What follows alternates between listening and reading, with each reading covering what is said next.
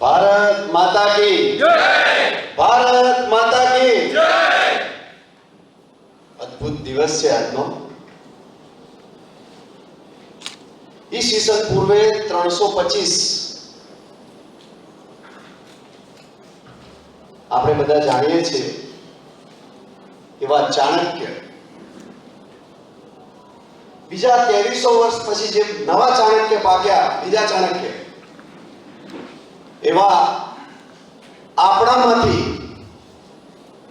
આપણા સમાજનું ગૌરવ, આપણા રાષ્ટ્રનું ગૌરવ, એક ગુજરાતી હોવાનું ગૌરવ એવા આપણા સરદાર વલ્લભભાઈ પટેલ સાહેબની આજે 71મી પુણ્યતિથિ છે.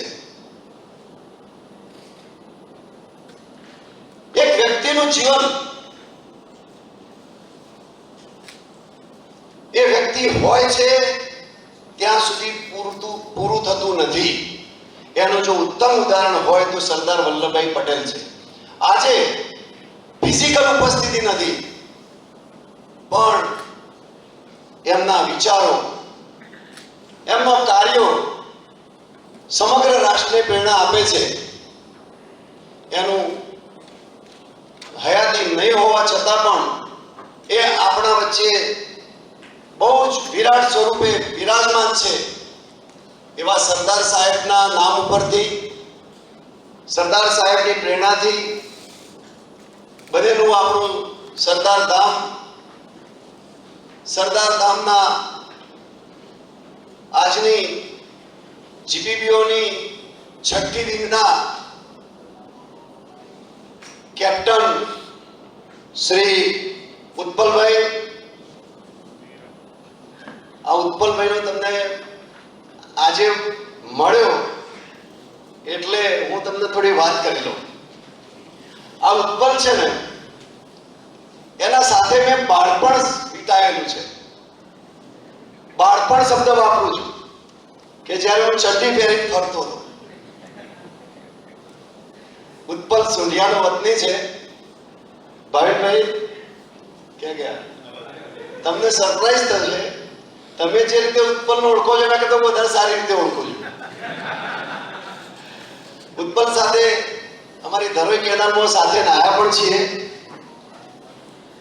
ઉત્પલ પછી મદ્રાસ કે સાઉથમાં ક્યાંક બિઝનેસ તરફ ગયો. જય પંપના ગ્રુપ સાથે પણ જોડાયેલો છે. અને હું અમદાવાદ સુધી પહોંચ્યો છું. બહુ આગળ નીકળી ગયો છે મારો ઉત્પલ. એવો ઉત્પલ વાઇસ કેપ્ટન વિરલ અને ખૂબ જ ડાયનેમિક એવા આપણા ડિસ્ટ્રિક્ટ ઓબ્ઝર્વર શ્રી જીગરભાઈ અને જે જીપીબીઓ 6 સંગઠનો અમદાવાદમાં, 17 વીક ગુજરાતમાં, જેને અથાગ મહેનત કરી છે અને જેના લીધે આપણે અહીંયા બધા ભેગા થયા છીએ, એવા શ્રી ભાવિનભાઈ, અમારા વેલી ટ્રાવેલ્સના અને અમારા સરદાર કલરત્ના બહુ જ ઉમદા, કશું લેવા વગર દેવાની ભાવનાવાળા એવા શ્રી ભાવિનભાઈ, 44 જણા જે 6ઠ્ઠી વિંગના લીડર્સ બન્યા છે એવા ક્રિએટર વિંગ્સના સૌ મિત્રો, વિઝિટર્સ મિત્રો. આજનો દિવસ સેલિબ્રેશનનો દિવસ છે. એટલે બિઝનેસના કોઈ હાઈ ગ્રેડ ઇન્જેક્શન આપવા માંગતો નથી આજે. ભવિષ્યમાં કોઈ દિવસ લાભ લેજો તમે, અથવા મને આપજો બોલવાનો મોકો. એ વખતે આપણે બહુ ડિટેલમાં બિઝનેસ વિશે થોડી વાતો કરીશું. એ દિવસમાં સમય જોશે. તમારા જીગરનું પણ કહેલું કે ટાઈમ જે હોય એ પ્રમાણે મને કહેજો. જે ટાઈમિંગ છે એ પ્રમાણે મારે આજે તમને 2 વસ્તુ જ કહેવી છે. કે સંસ્કૃતનો એક શ્લોક છે કે સંઘે શક્તિ કલિયુગે. કલિયુગની અંદર સૌથી મોટી શક્તિ સંગઠન છે. અને સંગઠન ના લીધે જ એક સમાજ, એક ગામ, એક રાષ્ટ્ર ત્યારે જ બળવાન બને કે એની અંદર સંગઠન હોય. સંગઠન એક એન્જિનિયરિંગ છે અને બિઝનેસમાં પણ એન્જિનિયરિંગ સૌથી મહત્વનું. જો બિઝનેસનું ઓર્ગેનાઇઝેશન હોય તો એ પણ એક એન્જિનિયરિંગના કોન્સેપ્ટના લીધે ચાલે છે. તમે ઘરેથી નીકળો તો ગાડી લઈને આવતા હોય, બાઇક લઈને આવતા હોય, તો એ કાર છે એક સંગઠનનો નમૂનો છે. હું એવું કહીશ, તમે એનો ટાયર જુદું પાડી દો, એનું એન્જિન જુદું પાડી દો, એની સીટ જુદી પાડી દો અને પછી ત્યાંથી 1 ઇંચ આગળ વધો, નહીં વધી શકો. તો બિઝનેસ એ એન્જિનિયરિંગ છે અને એન્જિનિયરિંગમાં ભાવિ મારું સ્પષ્ટ માનવું છે કે ઓર્ગેનાઇઝેશનમાં કોઈ નાનું નથી, કોઈ મોટું નથી. એક કારના બોલ્ટ કાઢી નાખો ને 5, તો તમને ખ્યાલ આવી જાય કે એની કિંમત શું છે. રસ્તા મચકા તમે ચાલી એક બોલ્ટ ઉપર મારેલી પિન છે ને, પિન નાની સેફટી પિન કહીએ છીએ આપણે, એ કાઢી નાખો તો શું થશે? એક્સિડન્ટ. માટે તમે તમારા બિઝનેસમાં કોઈને અંડર વેલ્યુ ના કરો. એવરીબડી આર એટ પાર. અને જ્યારે તમે બધાને સરખા ગણશો તો જ તમારો બિઝનેસ એક કારની જેમ દોડશે, જેટલી સ્પીડે ભગાવશે. એટલે સંગઠનનો એક નમૂનો કાર છે. કાર એક ઓર્ગેનાઇઝેશન છે અને ઓર્ગેનાઇઝેશનમાં દરેકનું ઇમ્પોર્ટન્સ સરખું છે. ચાહે પટાવાળો ચા લઈને આવે છે તમારી જોડે, કે ચા બનાવીને તમારી સેવા કરવા માટેનો પ્યુન તમારા કામમાં સપોર્ટમાં આવે છે, એ પણ એટલો જ ઇમ્પોર્ટન્ટ છે. કારણ કે કોઈ ગેસ્ટ આવ્યો હોય તમારી ઓફિસમાં, હું બહુ જ મહત્વ આપું છું આપણી વસ્તુઓને, કે જ્યારે તમારે ત્યાં કોઈ વિઝિટર્સ આવ્યો હોય અને વિઝિટર્સ માટેનું કોઈ સ્ટેટમેન્ટ જોવો તો સ્ટેટ બેંક ઓફ ઇન્ડિયામાં મહાત્મા ગાંધીનું સ્ટેટમેન્ટ છે. મહાત્મા ગાંધીનું 1947માં એક્સપાયર્ડ થઈ ગયા પહેલાનું સ્ટેટમેન્ટ છે. What is important of customer? Customer, એનું સાદું રૂપ આપી દઉં છું, સ્ટેટમેન્ટ 3-4 લીટીનું છે. એનું મહાત્મા ગાંધી એવું કહ્યું છે કે કસ્ટમરના લીધે તમે છો, તમારા લીધે કસ્ટમર નથી. કસ્ટમર એ તમારો ઇમ્પોર્ટન્ટ મુલાકાતી એટલે કે વિઝિટર્સ છે. એ દિવસે મહાત્મા ગાંધીજીએ customer, what is the role of customer in your organization, એ તમારા બોડીમાં રહેલું લોહી છે. જો એ બ્લડ નહીં હોય તો તમારું બોડી કોઈ જ કામનું નથી. So the customer is always right. Customer is a king and you are not there because of, you are not, he is not there because of you, but you are there because of him. So this concept must be realized all time, every time. Whenever there is dispute between you and your customer, always you become the judge, not the seller. You become the judge. If in case if you are at his place, તો તમે શું વિચારો એવું તમારે વિચારવું જોઈએ. અને એક કસ્ટમર, એક dissatisfied customer can spoil your 100 customer,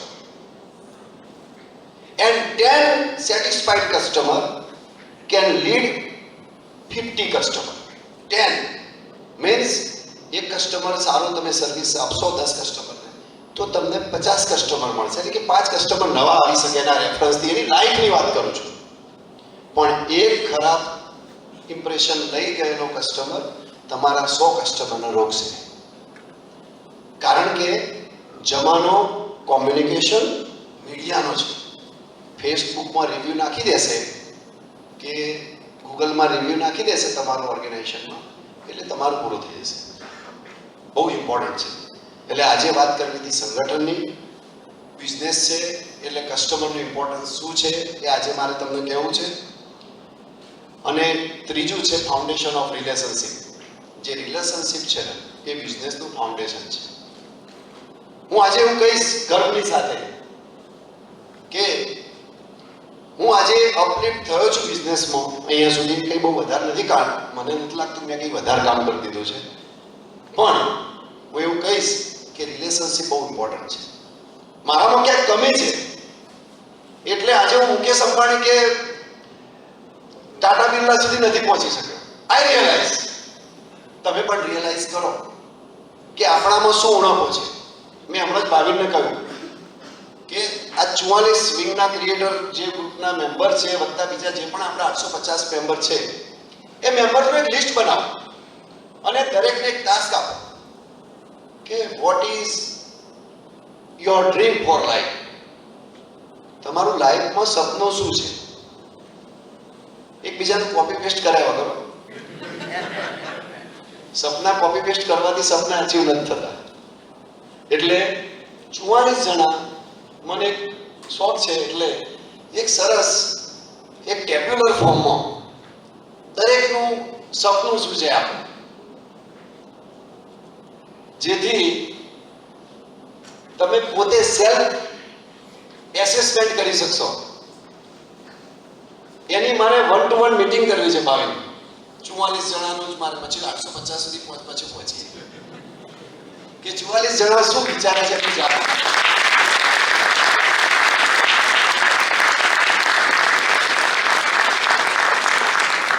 એટલે 44 જણામાં હું એવું કહીશ કે એમાં જ ટાટા છે, એમાં જ બિરલા છે. હવે ટાટા બિરલાનો જમાનો પણ જતો રહ્યો છે ભાઈ. હવે તો ટેસ્લા ને ગૂગલ ને એપલ ને બધા કેવા કેવા ધુરંધર જે સામ્રાજ્ય 100 વર્ષે સ્ટેટ બેંક ઓફ ઇન્ડિયાની સૌથી મોટી બેંક બની 150 વર્ષ કેટલા લોકોએ મહેનત કરી ભાઈ. પેલા ઝુકરબર્ગે ખાલી એક ફેસબુક બનાવીને કરી લીધું.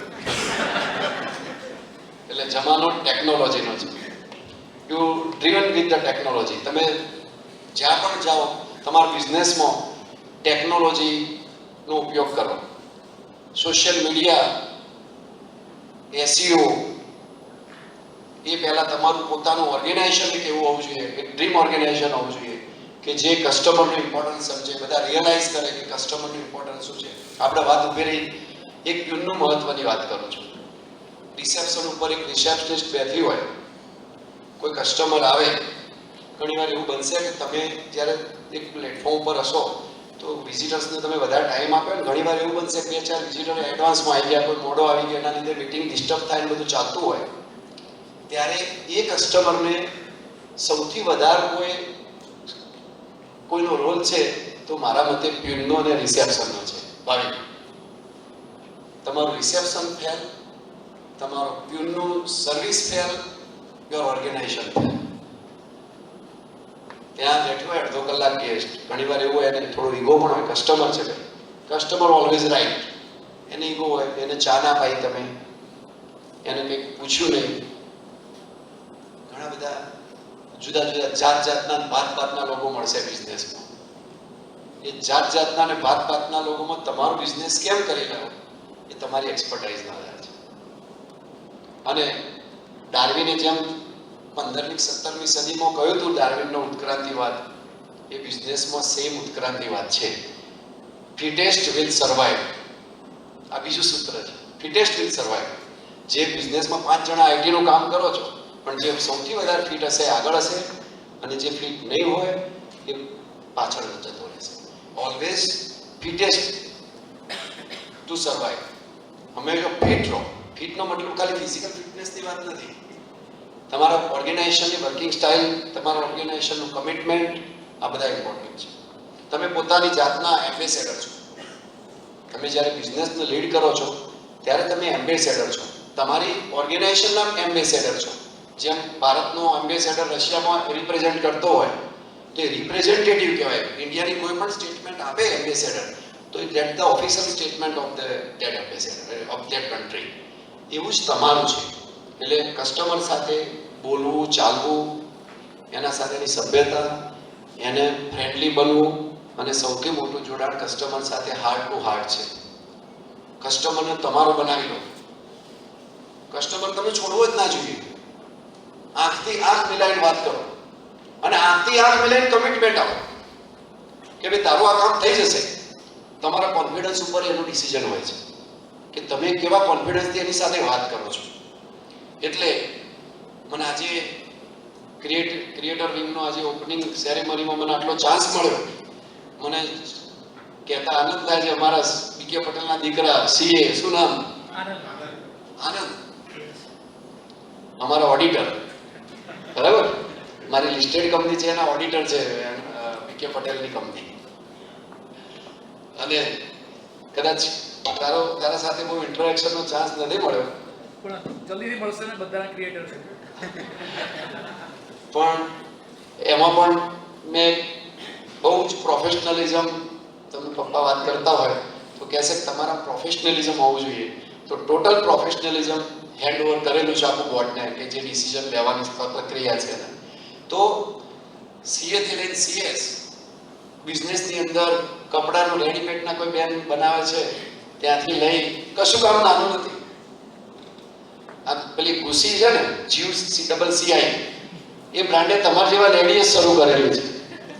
એટલે કશું અંડર એસ્ટિમેટ નહીં કરવાનું બિઝનેસમાં. ટાંકડી બનાવતો હોય એ માણસ પણ કેક બની શકે. તમે આજે ટાંકડી બનાવે છે, કાલે કંઈક બીજું બનાવશે, એમાં એનું ડેવલપમેન્ટ થશે. અને ઓલવેઝ ટ્રાય કરો R&D, કે નવું શું લાવી શકાય, શું એડ કરી શકાય. એટલે આવું બધું જે ઇનોવેટિવ વસ્તુઓ છે એ તમને બિઝનેસમાં હેલ્પ કરશે. બાકીનું હું બહુ ડિટેલમાં જે બિઝનેસની વાત કરવી છે કોઈ દિવસ ભવિષ્યમાં જ્યારે પણ ચાન્સ મળશે ત્યારે કરીશ. ખાલી મારે 2 કવિતા કહેવી છે આજે બધા ક્રિએટર વિંગના 44 સભ્યો માટે. જે પહેલા પારેખની કવિતા 7મા ધોરણમાં હું ભણેલો છું એ હું આજે તમારી સામે કહું છું. આજ ભલે ને તારી હોડી, મજલ કાપતી થોડી થોડી, એ જ ઉતારશે પાર ખલાસી, માર હલેશા માર ખલાસી, માર હલેશા માર. નાવડી ને લંગાર ખલાસી, માર હલેશા માર ખલાસી, માર હલેશા માર. અને આવું હલેશા મારતી વખતે ક્યાંક તકલીફ પડે તો એનું બીજું એક સરસ દુહો છે, વિપત પડે ન વલખીએ, વલખે વિપત ન જાય, વિપતે ઉદ્ધમ કીજીએ, ઉદ્ધમ વિપતને ખાય. એટલે મહેનત કરશો તો બહુ પહોંચી.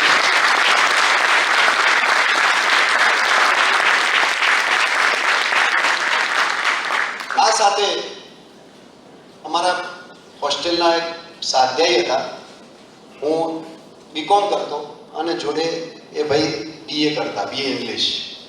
એની એક નોવેલ હતી હેમિંગવે. આ નોવેલ પારિતોષિક, નોબેલ પ્રાઇઝ વિજેતા નોવેલ છે. BA કોઈ કર્યું છે આમાંથી? CA કર્યું છે, BA નથી કર્યું. આ પણ પ્રોબ્લેમ છે. આપણે છે ને, માણસ એક મશીન બની ગયો છે. જે સમાજે કળા, આર્ટ્સ ગુમાવે છે ને, એ સમાજ જે ટોપ પર હોવો જોઈએ એ ટોપ પર નથી પહોંચી શકતો. તમારામાં કળા હોવી જોઈએ ફરજિયાત.